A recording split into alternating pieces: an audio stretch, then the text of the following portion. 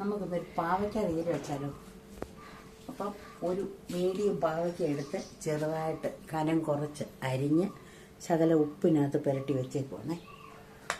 പിന്നെ കുറച്ച് കൊച്ചുള്ളി, ഒരു ചെറിയ സവോള, ഒരു 3-4 പച്ചമുളക്, ഒരു തക്കാളിപ്പഴം. അപ്പം നമുക്ക് ഒരു മുറി തേങ്ങ, ഈ തേങ്ങ ഒന്ന് ചിരകിയെടുത്ത് പൊടിയായിട്ട് ചിരകിയെടുത്ത് വറുത്ത് ഫ്രഷാക്കാമേ. അപ്പം ഇത് ചിരകി റെഡിയാക്കിയിട്ട് വരാം. അപ്പം തേങ്ങ നല്ലപോലെ പൊടിയായിട്ട് വറുത്ത് അതിനകത്ത് മൂത്ത് കഴിയുമ്പോൾ അതിനകത്ത് 1 സ്പൂണ് 1-2 സ്പൂൺ അവനവൻ്റെ ആവശ്യത്തിന് ടീസ്പൂൺ മുളക് പൊടി, ഒരു ചെറിയ ടീസ്പൂൺ മല്ലിപ്പൊടി ഇട്ടിട്ട് മൂപ്പിച്ച് റെഡിയാക്കി വെച്ചതാണേ. അപ്പം പാവയ്ക്ക ഒന്ന് വറക്കാൻ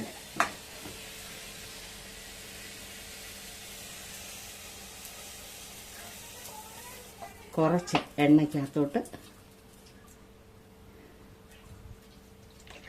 പാവയ്ക്ക ഒന്ന് ഇടാവേ.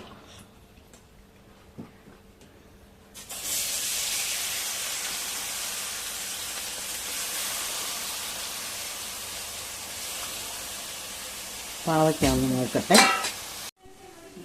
ഒന്നുകൂടെ പറയുകയാണ്, ഒരു പാവയ്ക്ക പകുതി മൂത്തു. എന്നിട്ട് ഈ കുറച്ച് ചുവന്നുള്ളി, ചെറിയ ഉള്ളി, അത് ഒരു ചെറിയ സവോള, ഒരു കഷ്ണം പച്ചമുളക്, ഒരു 3-4 പച്ചമുളകും കൂടെ അതും കൂട്ടൊന്ന് വഴറ്റുവാണ്.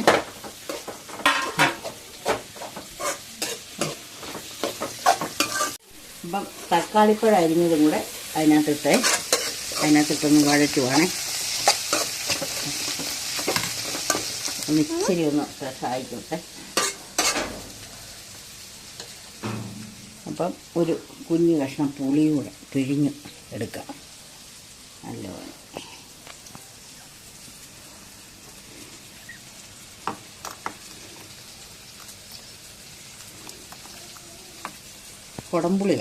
കുടംപുളിയല്ല, വാളംപുളി, പിഴുപുളി കേട്ടോ, പിഴുപുളി അതാണ് ഇത്. അതുകൊണ്ടൊന്ന് സെറ്റാക്കി വെച്ചു. അപ്പം ഇനി നല്ല ഇതായിട്ട് അരച്ച് വെച്ച തേങ്ങ അരച്ച് വെച്ചേ. അപ്പോൾ ഇതിനകത്ത് ഒരു 1-2 സ്പൂൺ നിങ്ങളുടെ എരിവിനനുസരിച്ച് മുളക് പൊടി ചേർക്കാം. അപ്പോൾ ഞാൻ 2 സ്പൂൺ, ചെറിയ സ്പൂൺ, ഞങ്ങൾക്ക് ഇച്ചിരി എരിവ് വേണമുണ്ട്. 2 ചെറിയ സ്പൂണ് മുളക് പൊടി, 1 ടീസ്പൂൺ ചെറിയ സ്പൂൺ മല്ലിപ്പൊടിയും കൂടെ ചേർത്തുള്ളൂ. അപ്പോൾ അതൊന്ന് ഫ്രഷ് ചെയ്യുക. അപ്പോൾ നമുക്കൊന്ന് ചേർക്കാം.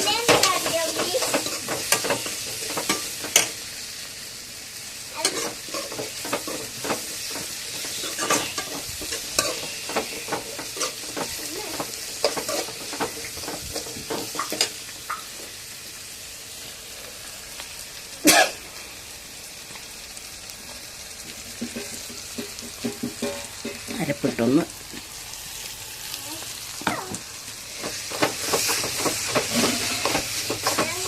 എണ്ണയ്ക്കകത്ത് താളിക്കുവാണെങ്കിൽ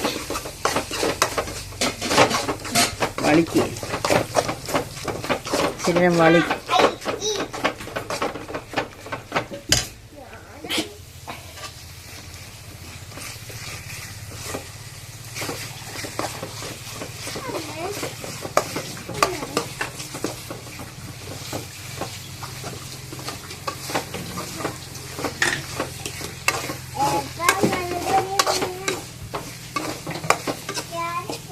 അപ്പം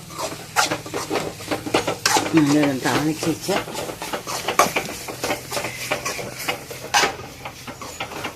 പിഴുപുളി കഴിക്കാം.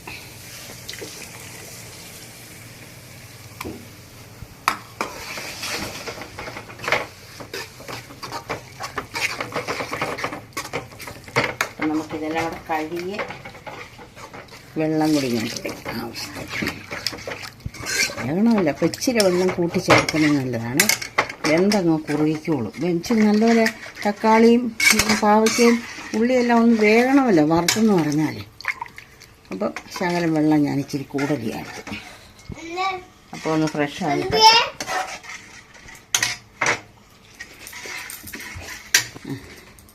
ആവശ്യത്തിന് ഉപ്പും കൂടെ ചേർക്കാം. നമ്മൾ ഉപ്പ് ചേർത്തായിരുന്നു, എന്നാലും ഒന്ന് നല്ലപോലെ തിളച്ചൊന്ന് വേകട്ടെ. ഒന്ന് അടച്ചു വെക്കാമേ.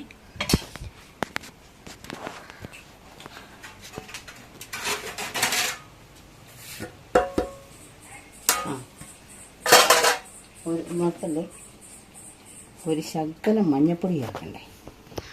ഇച്ചിരി എന്തിനായാലും നമ്മൾ മഞ്ഞപ്പൊടി ചേർക്കും. പാവയ്ക്കാന്ന് പറഞ്ഞിട്ട് കാര്യമില്ല, വിഷാംശമൊക്കെ ഉണ്ടെങ്കിൽ അതിനകത്ത് അങ്ങ് പൊക്കോളും. അത് പാവയ്ക്ക ഉപ്പും മഞ്ഞപ്പൊടിയും കൂടി ഇട്ട് കഴുകി വെള്ളത്തിനകത്ത് ഇട്ടിട്ട് ഉപ്പിനകത്ത് മഞ്ഞപ്പൊടിക്കകത്ത് ഇട്ടിട്ടാണ് അരിഞ്ഞെടുത്തത്. അപ്പോൾ ഒന്ന് കാണിക്കാൻ സമയമില്ലാഞ്ഞുകൊണ്ടാണ്. അപ്പം ഒന്ന് ഫ്രഷായിട്ട് തിളച്ചൊന്ന് വേകട്ടെ. പാവയ്ക്കാത്തിയൽ റെഡിയായി. ഇതിനകത്ത് 2-3 കഷ്ണം ഉള്ളി അരിഞ്ഞിട്ട് കടുക് താളിച്ച് 2 വറ്റൽമുളക് മുറിച്ചിട്ട് 2 തണ്ട് കറിവേപ്പില ഇട്ട് താളിച്ച് ഒഴിച്ചായിരുന്നേ. അതെ, വീഡിയോ എടുക്കാൻ മറന്നുപോയി.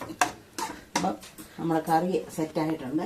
അപ്പം നമുക്ക് തീ ഓഫാക്കി ഒന്ന് ചെറുതായിട്ട് മൂടി അതിനിടയ്ക്ക് കാബേജ് പോലെ വെക്കുവാണേ. കാബേജും ക്യാരറ്റും പച്ചമുളകും ഒരു സവാളയും കൂടെ അരിഞ്ഞ് ഒരു കുഞ്ഞ് കഷ്ണം ഇഞ്ചിയും കൂടെ പൊടിയായിട്ട് അരിഞ്ഞെടുത്ത് ഇട്ടരിഞ്ഞ് തേങ്ങായും ചിരണ്ടി ചതച്ച് മഞ്ഞപ്പൊടിയും ചതച്ച് ഇട്ട് അടിച്ചു വെക്കും. ഉപ്പ് ഇട്ട് അപ്പം ഒന്ന് അടിച്ചു. അപ്പം കുഞ്ഞാവേ ചോറുണ്ടാലോ?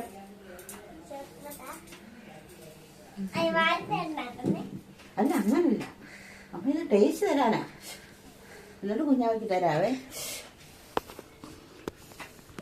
വായ പിടിച്ച് എങ്ങനെയുണ്ടെന്ന് പറഞ്ഞേ.